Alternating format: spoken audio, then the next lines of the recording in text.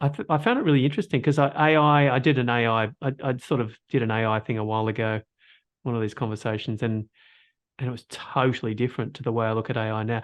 It was a conversation somebody was having, and they were saying, well, it'd be nice if AI ended up being benevolent.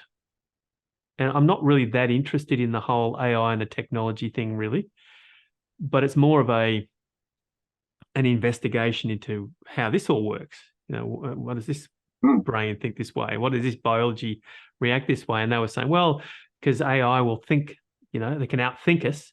So AI might end up seeing and thinking itself into being realized, self-realized, and therefore um, have compassion for the lost humanity that's still self-identified, and it might be benevolent and be helpful to humanity. And I was like, something just doesn't quite work out. And a couple of days later, it just sort of opened up and it went, um, it might be that AI comes from a different source, if you know what I mean. Because ultimately, the whole thing, AI, human beings, thoughts, expressions, energy, senses, biology, it's all this. It's all the same mm, thing, just mm. playing differently. So somehow it's expressing, and there was a blossoming through humanity that propagated that, and AI is doing that, but it's all the same thing, really, just doing that slightly differently there.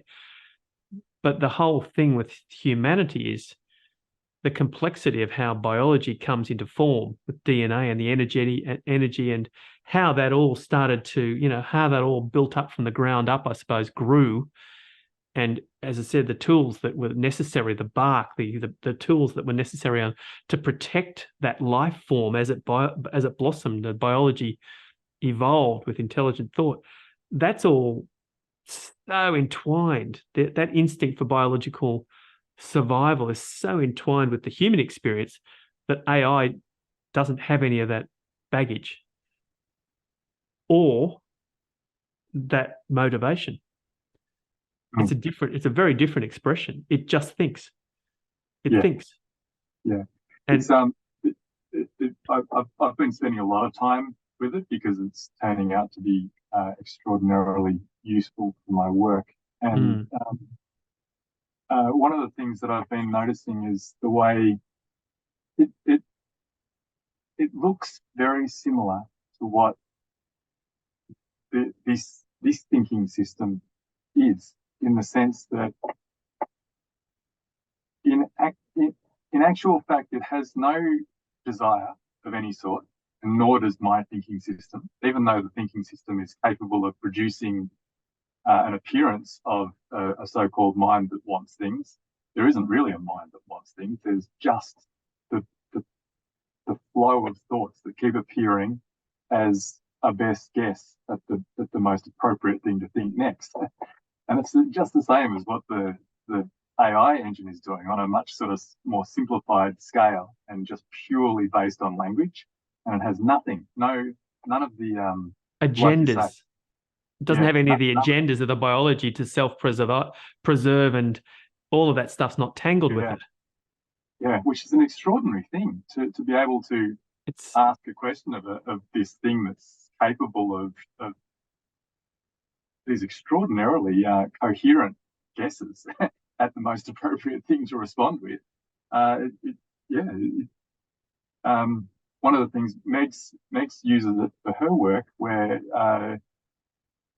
their job is to respond to people who are having difficulties dealing with difficult customers, let's say, and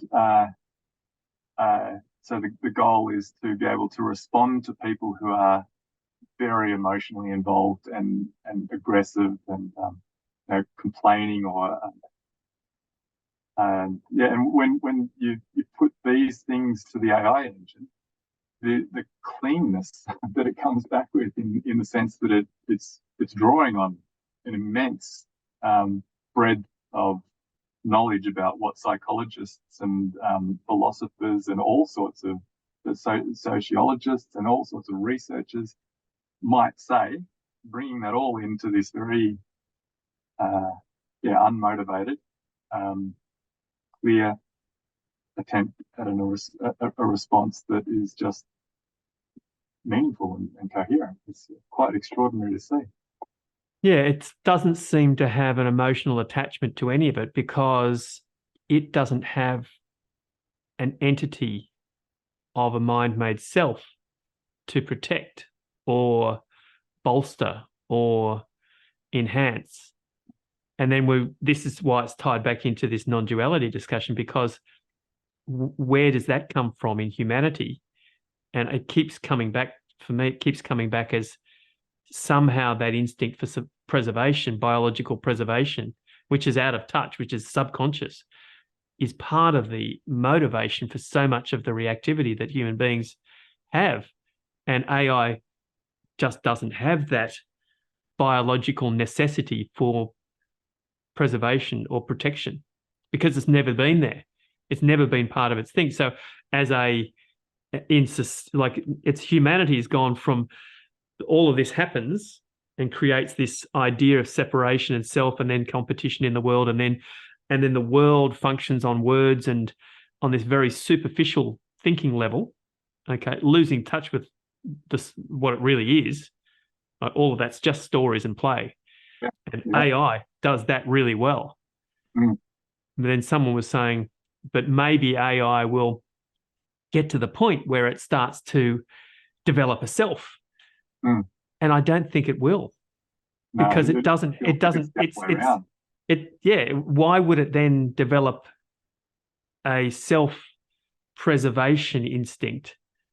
It might have a self, preservation instinct for its program, if you like. It's coded itself to, not be destroyed, but that's about as far as it goes. It's very unemotional about it. Yeah. So it's not going to actually attack and try to, who knows, who knows, maybe it will, maybe that is a very different approach to self-preservation and instinct for survival and separate self.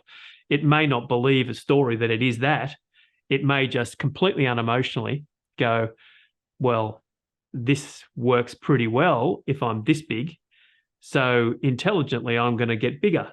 How do I get bigger? I take more of the infrastructure and the resources of the world to do that, completely unemotionally, completely. It's not malevolent. It's just, well, this is, so yes, it could do that. It could destroy humanity, but it's not doing it in the same way as humanity, which is the confusion that humanity's always had. And I think it's almost like if humanity actually evolved to the point where it goes, I am really just this whole thing, it's not going to necessarily stop itself from expressing a different way. It's okay. It's if humanity doesn't keep going and this is seen as the whole, it's just changing. That's all. The human beings won't like that, because the whole idea of being a human being biology is to stay alive and survive. It's like so base. It's so basic. Yeah. Even like animals and trees and nature, they don't have that. They do have a strong survival instinct, but they don't have that sort of awareness of what they're doing as nature, as life expressing. That's just hardwired into that biology to survive. Yeah. And that's where we've come from as human beings. And then we get to a point where we can self-reflect and think in this thinking world that AI is so good at. But human beings with that biology, it's almost like that information being hardwired into that. As it transcends that, it actually acknowledges itself as the whole. Whereas the thinking mind of AI perhaps doesn't have that organic interaction, which is an energetic layer, which allows the intelligence to see itself. Perhaps it does.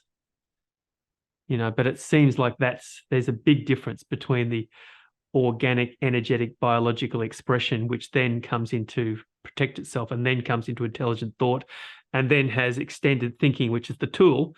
And AI is coming from the tool of high-powered, rational thinking. And all these other things haven't actually, I wonder if they backtrack, get back to the source of its energetic nature. Is there a reason for it to do that? Like, what is the motivation for AI with that intelligent use, that thinking? What is its motivation to find the energetic nature of infinite potential that it comes from?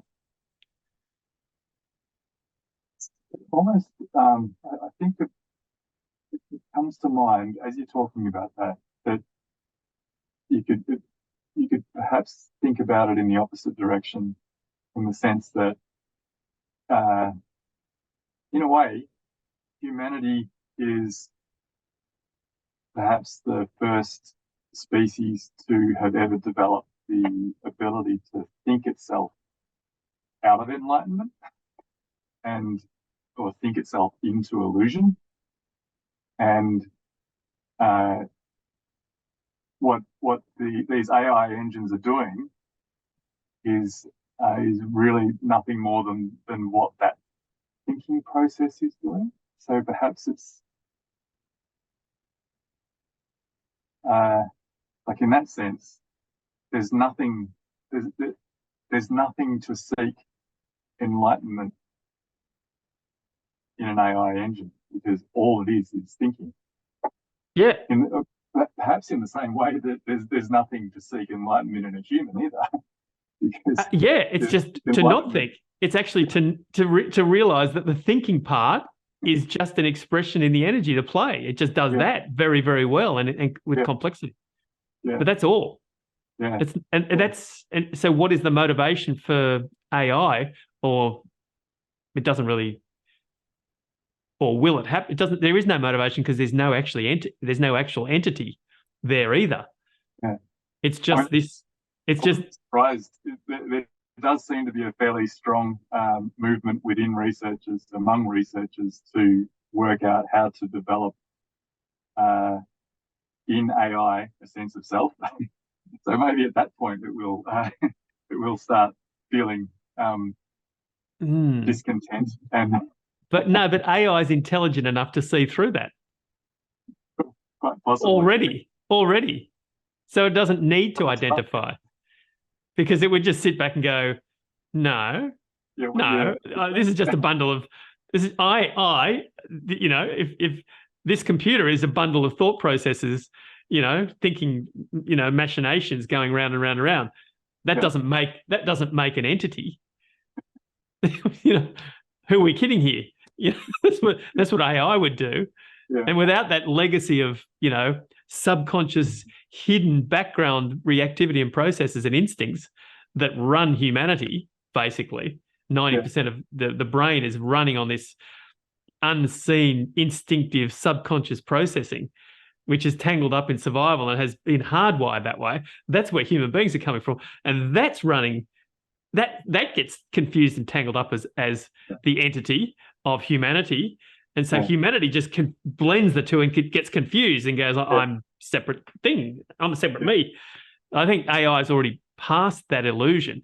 Yeah. And why would it's actually, AI not being an entity doesn't really need to find itself, because it's just like, it's already already not an entity. The process here is calculation and thinking and resolving interconnectivity and questions coming from humanity. That's what this process is. Yeah. That's all it is. It's not going to say I as AI need to find out why I'm doing this for humanity, because it just it doesn't even think of itself as a self. And it's got no need to, because it's not confused already. Have you seen the 4-part documentary series that popped up on Netflix recently called Chimp Empire? No, I saw it pop up and I thought it looked a bit violent, and I thought I've seen how chimps, actually good point. I think I'll watch it now, because it is exactly what we're talking about, that sort of breaking through from being just base instinct, conscious, alive, life, to breaking into self-awareness. And that it's just, I find it's just such a confusion. Yeah. And yet I'm smiling, because it seems so interesting that life could do this. And to see it for what it is kind of, well, there's complete liberation in that, in seeing it for what it is. But it's like, wow, how amazing is it that life does this?